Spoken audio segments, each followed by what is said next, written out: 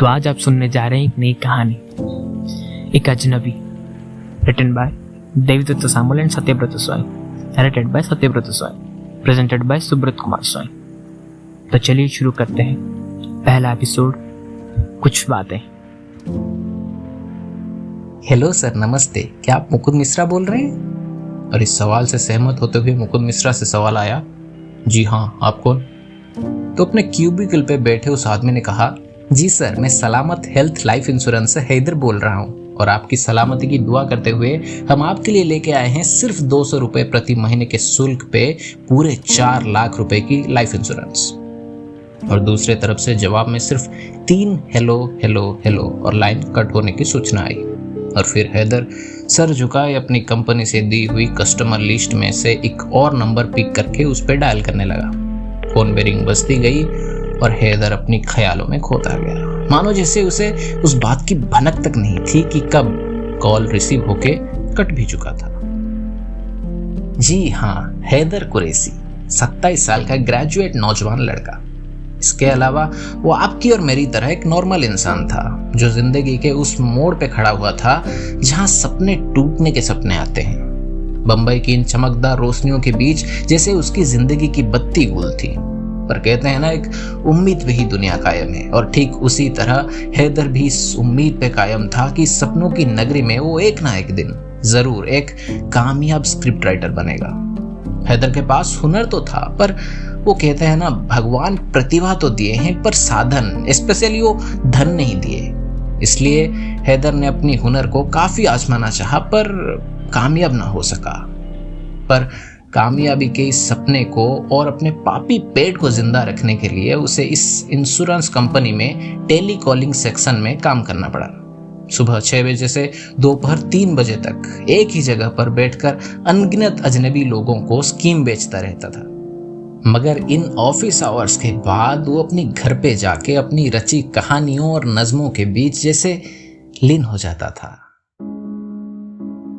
हैदर उसी तरह अपनी कसमकसों से भरे ख्यालों में खोया हुआ था कि उसे पता भी नहीं चला कि कब उसका सुपरवाइजर ठीक उसके पीछे खड़ा है। और हैदर को इस हालत में देख वो डांटते हुए बोला, एक्सक्यूज मी मां से, इधर देखिए। इतना सुनते ही हैदर अपने ख्यालों की दुनिया से बाहर आया और उसने देखा कि उसका सुपरवाइजर ठीक उसके पीछे खड़ा था। हैदर ने उसे देखते ही कहा, जी सर, सॉरी सर वो। और ये सुनते ही सुपरवाइजर बोला, हाँ पता है, अब तो न जाने क्या क्या बहाना बनाएगा। बस अब बहुत हुआ तेरा ये रोज का नाटक, बंद कर अब, वरना दिन के हिसाब से तेरा सैलरी कट होना शुरू हो जाएगा बेटा, समझा कि नहीं? So work accordingly. ये डांट सुन के हैदर ने माफी मांगने की कोशिश की, पर सुपरवाइजर जी कुछ भी न सुनते हुए वहां से चले गए। फिर वैसे काम करते करते लगभग दिन के 2 बज चुके थे। हैदर के पेट में चूहे दौड़ने लगे थे, पर बेचारा क्या ही कर सकता था। काम के बीच उनके लिए लंच आवर तो था ही नहीं और काम खत्म करके ही उन्हें कुछ खाने का मौका मिलता था। और फिर न चाहते हुए भी उसने लिस्ट में से अगला नंबर को डायल किया और ऐसे 2-3 रिंग जाने के बाद एक मिडिल एज्ड आदमी ने कॉल उठाया। और उसके कॉल उठाते ही हैदर ने पूछा, हेलो सर, क्या आप सुरेश राउत बोल रहे हैं? और ये सुन के उस आदमी ने जवाब दिया, हाँ, तो मैं किए।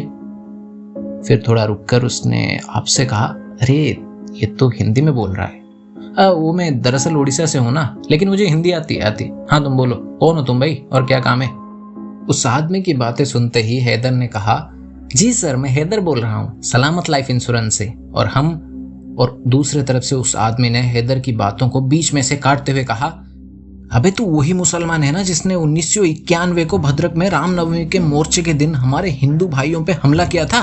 सिर्फ तुम्हारे मोहल्ले से मोर्चा ही तो निकाल रहे थे बे, इतने में तुम्हारा खून गर्म हो गया सालों। तब हमारे भाइयों की जिंदगी लेके अब तो मुझे यहाँ जिंदगी का दाम बेच रहा है। और ये सब सुन के हैदर ने अपना आपा खो दिया। खोना भी जायज था, आखिर मुद्दा इतना संगीन जो था, जो सीधे दिल और दिमाग दोनों को चुभता है। और फिर हैदर ने मन ही मन कहा, कस्टमर कंडक्ट गया भाड़ में, बहुत सुन लिया, अब और नहीं। और फिर हैदर ने चंद लफ्जों में उस आदमी की अकल ठिकाने लगा दिया और कहा, सर 1 मिनट, पहली बात तो ये कि मेरी पैदाइश 1993 की है, तो टेक्निकली और बायोलॉजिकली मैं 1991 में इस दुनिया में नहीं था।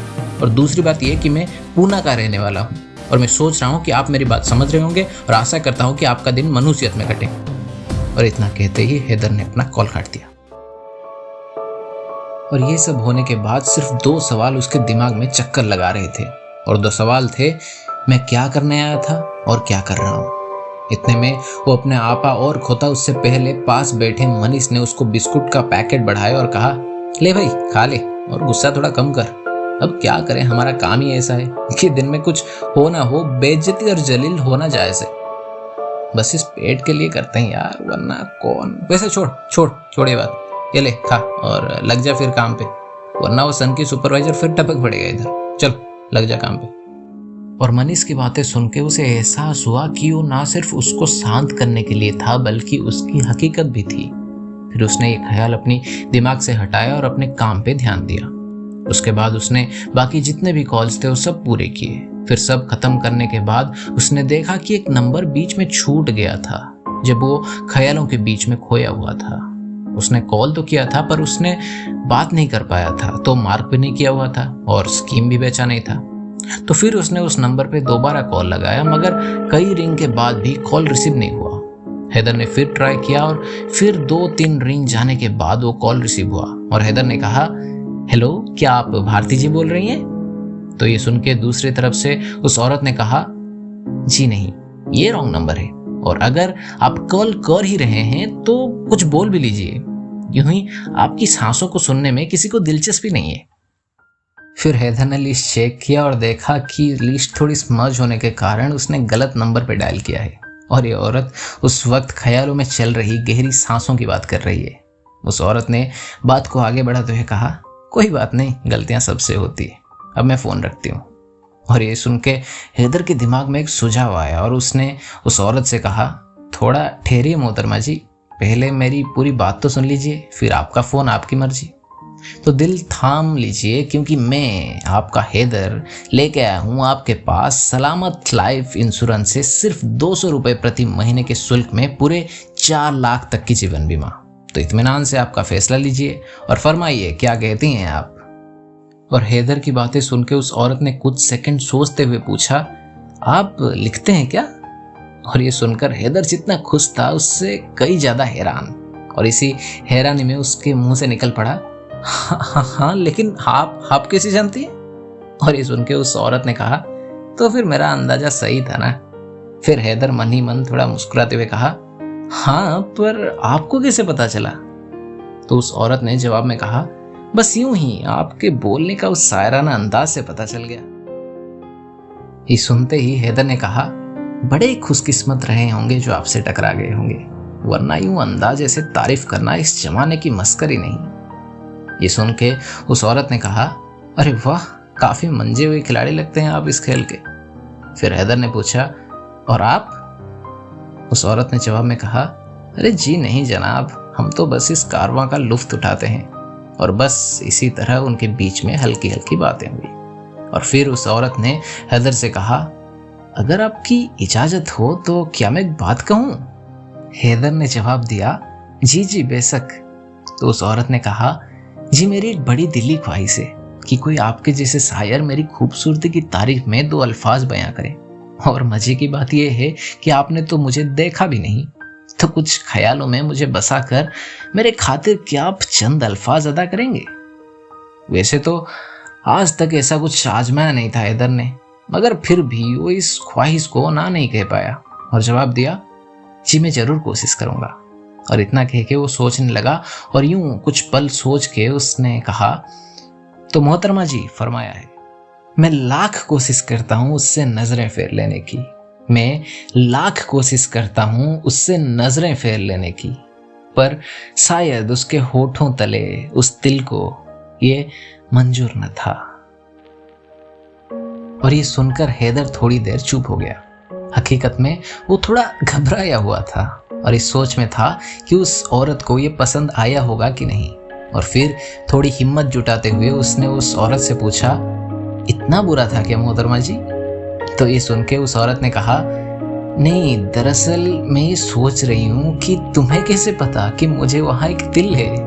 हाँ बताओ, जासूसी करते हो मेरी?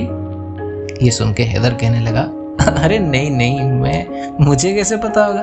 मैं तो आपको देखा तक नहीं और जानता भी नहीं, आप भी क्या क्या सोच रही हैं? तो उस औरत ने हंसते हुए कहा, अरे वाह, मजाक कर रही थी, पर मैं चुप इसलिए थी क्योंकि जिस खूबसूरती से तुमने मेरी इस ख्वाहिश को पूरा किया उससे अपने जहन में समाना तो बनता है ना, तो इसलिए मैं चुप थी। और हैदर ने ये सुन के थोड़ा मुस्कुरा दिया। फिर उसे याद आया कि उसका शिफ्ट खत्म हो चुका है और उससे जल्दी निकलना है, तो उसने कहा, सॉरी मैडम, आपका वक्त बर्बाद करने के लिए अगर किया हो तो, पर अभी मुझे घर जाना है क्योंकि मेरी शिफ्ट खत्म हो चुकी है और दूसरे शिफ्ट वाले किसी टाइम भी आते होंगे। और इतना कहते हुए कॉल काट नहीं जा रहा था कि हैदर को उस औरत ने कहा, अरे रुको रुको, सुनो जरा, दरअसल कल करोगे? तो फिर हैदर ने कहा, सॉरी मैडम, कंपनी पॉलिसीज हैं तो सॉरी। ये सुन के उस औरत ने कहा, अरे अरे ठीक है, कोई बात नहीं, मेरी नसीब फूटी है, मेरी किस्मत में सिर्फ ही चंद अल्फाज ही थे शायद। ठीक है, अगर नसीब में हो तो फिर मिलते हैं। और इतना कहते हुए उस औरत ने कॉल काट दिया। हैदर भी अपने रास्ते में निकल गया था और जाते वक्त उसके कानों में वही फिर मिलते हैं वाली आवाज गूंज रही थी। और फिर उसे याद आया कि उसने तो उस औरत का नाम पूछना ही भूल गया था। और फिर ऐसे सोचते सोचते कब उसके चेहरे पर एक मुस्कान खिल उठी थी, उसका अंदाजा उसे नहीं था। और फिर रूम में पहुंचकर वो फिर से अपनी सारी लिखावट बड़े मजे से पढ़ने लगा, मानो जैसे अब उनमें एक नई चमक आ गई हो। फिर दूसरे दिन हैदर अपने ऑफिस काम में व्यस्त रहा, मगर उसके जहन में अब भी उस औरत की वो फिर मिलते हैं वाली बात चक्कर खा रही थी। और पूरे संयम के साथ उसने अपने दिन के पूरे काम खत्म करने के बाद उस औरत को वापस कॉल लगाया। और 1, 2 और तीसरी रिंग के बाद कॉल रिसीव हुआ और दूसरी तरफ से उस औरत ने पूछा, हाँ जी कौन? तो जवाब में हैदर ने कहा, हेलो मोहतरमा जी, मैं हैदर, पहचाना? और ये सुनकर वो औरत मुस्कुराते हुए बोली, अरे शायर साहब आप, पर तुम तो बोल रहे थे कि। जब तक वो अपनी बात पूरी कर पाती, हैदर ने उसे बीच में रोकते हुए कहा, अरे छोड़िए ना वो बात को, गोली मारी या फिर मिट्टी डाली है, पता नहीं। और बताइए, आप भी लिखती है क्या? और ये सुन के उस औरत बोली, जी नहीं, बस कोई लिखता है तो पढ़ लेती हूँ और हो सके तो उनकी काफ़ी तारीफ करती हूँ, और हाल ही में आपसे सुनना शुरू किया है।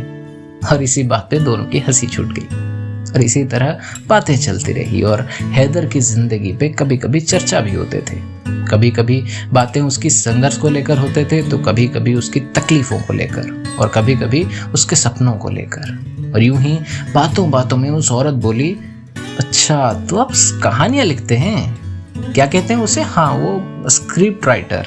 तो हैदर ने कहा, जी मोहतरमा जी। ये सुनते ही उस औरत बोली, तो देर किस बात की, सुनाइए फिर। ये सुन के हैदर ने कहा, अरे अभी नहीं, अभी एक मंथ एंड मीटिंग है, कल से पक्का। वैसे मैं तो असल मुद्दा पूछना ही भूल गया, वो ये है कि आपका नाम क्या है? ऐसे कोई जबरदस्ती नहीं है, वैसे आप मेरा नाम जानती हैं तो आसानी होती होगी, वैसे ही मैं अगर आपका जान लूँ तो ये सुन के उस औरत ने हैदर से पूछा, मेरा नाम क्या इतनी ज़रूरी है? और मैं भी कहाँ आपको आपके नाम से पुकारती हूँ, आप तो कहते रहते हैं कि कोई ज़बरदस्ती नहीं, तो रहने देते हैं ना। तो हैदर ने थोड़ी धीमी आवाज़ में सिर्फ जी कह दिया और वो औरत इस जी का मतलब समझ पाई और उसने कहा, चलिए मारिए गोली मेरे नाम को, जो मिटने वाला है किसी दिन। आप कुछ सुना दीजिए ना, जो दोनों का मन हल्का कर दे। और उस औरत ने अपनी बात पूरी ही नहीं की थी कि हैदर शुरू हो गया। उस शाम मुझ में बहती हवा की एहसास थी और एक आरज़ू उसकी काया से लिपट जाने की, मगर काश उन हवाओं पे उसने पाबंदी न लगाई होती जो सिर्फ उसके गलियों से होके गुजर आई। और इसी के साथ उनकी बातें अंत हो गई। फिर अगला 1 हफ्ता कैसे बीत गया पता ही नहीं चला। रोज हैदर अपनी कहानियों को कुछ कुछ करके उस औरत को सुनाता था और दोनों इसका भरपूर मजा उठाते थे, मानो जैसे हैदर की वो सारी परेशानियां दूर हो गई थी। सब ठीक ठाक चल रहा था, वो खुश था। पर उस सोमवार जब वो ऑफिस पहुंचा तो देखा कि उसके कलीग किसी बात पे बड़ी चर्चा कर रहे थे। उसने थोड़ा झांका तो पता चला कि उसका एक कलीग जो उससे लगभग 4 क्यूबिकल छोड़ के बैठता था, उसके बारे में बात चल रही थी। उसका नाम संतोष था। बात यह थी कि संतोष एक अनजान औरत से बहुत दिनों से बात कर रहा था और फिर उस औरत ने इन्हीं बातों में उसका सारा बैंक बैलेंस ठप करके फूर हो गई। बाद में पता चला कि वो लड़की एक कोई कॉल गर्ल थी। बेचारा संतोष को इस बात की भनक तक नहीं थी। और ये सब सुन के जाते वक्त पीछे से मनीष ने मजाक करते हुए कहा, अरे हैदर, तू भी आजकल बहुत बातें कर रहा है, फोन पे तेरा ऐसा कुछ चक्कर तो नहीं है ना? तो हैदर ने थोड़ा मुस्कुराते हुए इस बात को साफ इनकार करते हुए कहा, अरे नहीं नहीं, पागल है क्या, वो तो सब कंपनी कॉल्स हैं, तू भी कुछ भी बोलता है मनीष। और वो ये कह के अपनी क्यूबिकल में जाके बैठ गया। और हकीकत में हैदर का दिमाग उस अनजान औरत वाली बात से उलझ रहा था। वो इस बात पे यकीन नहीं कर पा रहा था। वो पूरे काम के वक्त ये सोचता रहा और अपनी हालातों से उसे जोड़ता रहा। और ऐसे गुजरते वक्त के साथ उस ख्याल उस अजनबी औरत को लेकर और भी पेचीदा होता गया। उसे अब उस अजनबी औरत पे शक होने लगा था। और फिर न जाने उसके दिमाग में क्या आया और उसने अपना सारा काम दाम छोड़ उस औरत को कॉल लगाया। कुछ रिंग जाने के बाद उस औरत ने हैदर का कॉल उठाया और बड़ी धीमी धीमी आवाज में कहने लगी, अरे आज इतना लेट, पता है मैं कितनी बोर हो गई थी। पर हैदर उसकी बातों पे ध्यान न देते हुए पूछा, कौन हो तुम? हाँ, आज मुझे बताओ, कौन हो तुम और क्या है तुम्हारी पहचान? तुम्हारा नाम क्या है? कब बताओगे मुझे ये सब? इतनी क्यों लगाव है तुम्हें मुझ जैसे एक अजनबी से? हाँ बताओ भाई, क्या चाहते हो मुझसे? और ये कहकर हैदर ने तो अपनी सारी भड़ास निकाल दी। पर वो औरत अब भी शांत थी। कुछ देर की चुप्पी के बाद उस औरत ने अपनी धीमी धीमी आवाज से कहा, आज मेरी पहचान क्या इतनी जरूरी हो गई? और मैं एक पल में अजनबी? और हमारी ये बातें इतनी अनजान कि तुम्हें हर चीज का हिसाब चाहिए। चलो आपकी तसल्ली के लिए ही सही, मैं अजनबी हूं। खैर छोड़िए, आपकी शिफ्ट खत्म होने का वक्त हो गया है, मैं चलती हूँ। हाँ, पर जाने से पहले आपके लिए चंद अल्फाज अदा करना चाहती हूँ, सुन लीजिए। और ये कह के उस औरत ने फरमाया, आखिर अजनबी होना क्या है? तुम्हारी सोनी अनजान आहों से इन दिल लगी बातों तक का सफर। और लो, हम ये तय कर आए हैं, बस नवाकिफ थे। आखिर एक दूजे की ख्वाहिश से समेटने में इतने मसरूफ जो रहे। चलो अब मैं रखती हूं, अलविदा। और इतना कहते हुए उस औरत ने कॉल काट दिया और हैदर वैसे ही चुपचाप बैठा रहा। शिफ्ट खत्म किया, रूम गया, पर फिर भी दिन भर उसकी बारे में सोचता रहा। दूसरे दिन ऑफिस जाके अपने सारे दिए हुए कॉल्स जल्दी खत्म करके हैदर तैयार था अपनी माफी के साथ। और फिर हैदर ने अपने एज यूजुअल टाइम पर उस औरत को कॉल लगाया, मगर वो कॉल सिर्फ रिंग होके कट रहा था, मगर कोई रिसीव नहीं कर रहा था। और आखिर बार उसने कॉल लगाया, वैसे ही कॉल रिंग हुआ, 2, 4, 8, 10 और फिर वो कॉल कट गया। तो आखिर वो कॉल रिसीव क्यों नहीं हो रही है? और क्या आगे हैदर की बात उस औरत से हो पाएगी? जानने के लिए देखिए हमारा दूसरा एपिसोड। तो कैसी लगी आपको हमारी कहानी? आशा करते हैं आपको पसंद आया होगा। और अगर आपने इस वीडियो को लाइक और हमारे चैनल को सब्सक्राइब नहीं किया है तो कर दीजिए। और तारीफ हो या ताने हो, बेझिझक कमेंट बॉक्स से फरमाइए, हम आपकी खिदमत पे हाजिर हैं। और इस वीडियो को शेयर करना ना भूलें। और अब आप हमसे सीधा जुड़ सकते हैं हमारे सोशल मीडिया प्लेटफॉर्म्स पर, जैसे कि इंस्टाग्राम, फेसबुक और टेलीग्राम, फोर्टनाइट क्रॉनिकल्स नाम के साथ। शुक्रिया।